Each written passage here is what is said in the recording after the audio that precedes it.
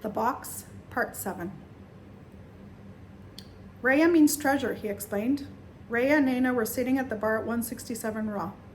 The usual crowd hadn't yet packed in, and it was quiet enough for them to hold a conversation. It was a warm evening, and Naina wore her only choice of clothing, the black dress she'd already been wearing for work. Her hair was down, and she had no makeup on, as always. You are true to your name. You've got beautiful, large eyes, he continued. Oh, thanks. Naina felt herself get warm, and she looked at her hands. I'm not trying to flirt with you. I'm gay. Raiya placed his hand on her arm, reassuringly. Oh. Naina recoiled against the touch. She felt foolish.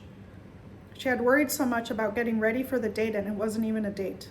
Don't be embarrassed. I'm strangely flattered. I would have hit on you if I were attracted to women. Why did you ask me out then? I didn't realize you'd think it was a date, but looking back, I should have clarified. Okay. There's something about you that I find intriguing. You're weird, the good kind of weird. I like that about you. I think we can be friends.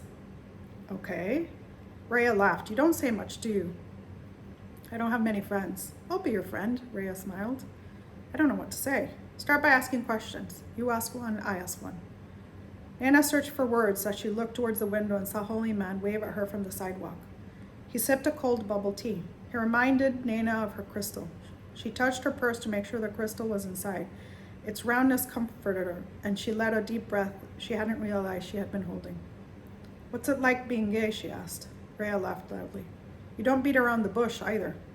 He told her he had always known he was gay, and his mother had as well. He was lucky his parents were open-minded, a rarity growing up in India, where having homosexual sex was a crime. His mother encouraged him to embrace himself as he was. He had never had a problem expressing himself or sharing with others who he was, including his friends and family. Naina was surprised he was at ease with himself. Despite his intrusive behavior, she realized she felt comfortable with Raiya and wondered if it was inevitable for anyone to feel the same. There was something familiar about him. The two dutifully exchanged questions and answers for most of the night. When Naina wasn't sure of what to ask, Raiya provided the questions. She found it easy to speak to Raiya. He told her about going to Cornell for his MBA. He specialized in marketing, and he loved anything and everything about it. She shared her experience at boarding school where everyone ignored her. She hadn't been worthy enough to be picked on. In college, it had been easy for Naina to keep to herself.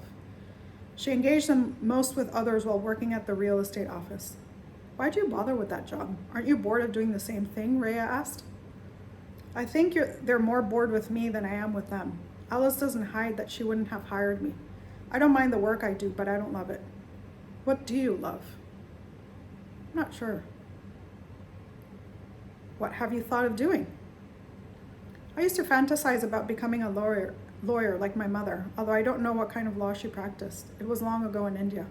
By the time I grew curious, my mother had passed. Her father dismissed the question when Naina asked, but this she didn't share with Raiya. So sorry to hear that, dear. He held her hand. Naina tensed at first, itching to pull her hand away, but when she saw the genuine warmth in Raiya's eyes, she kept it there, allowing the contact. Why don't you look into it? It's never too late, you know. I thought of it once. I Googled the different kinds of law, and the choices were overwhelming. I can't do it. She didn't have it in her to appear in a courtroom. As they walked home, they were surprised by a sudden rain shower and walked into Cane Rum Bar for shelter, deciding to have a drink while they waited for the rain to stop. Raiya came back to the topic of Naina's profession. I'd never known what I wanted to be, she confessed. There has to be something you love. Skin. I love everything about skin. Your skin is flawless, Raiya complimented. Naina shared her routine. She used Dr. Bronner's Castile soap for her body and hair. She cleansed her face with coconut oil, wiped off the excess with calendula hydrosol, and moisturized with a mixture of jojoba and rosehip to prevent wrinkles. She dabbed lavender essential oil on spots and also used the oil to heal and disinfect cuts and insect bites. She wore zinc-based sunscreen only if she was planning on spending more than 5 minutes outdoors, which was rare. She did not put anything on her skin that wasn't absolutely necessary. She had studied this well, poring over herb, aromatherapy, and natural skincare books at the library. To Naina's surprise, Raiya kept his attention on her. They sat at a bar until 11, far beyond the rain clearing up. It was the latest Naina had ever stayed out. Back in her apartment, she patted the crystal, wondering if it had transferred some of its courage to her.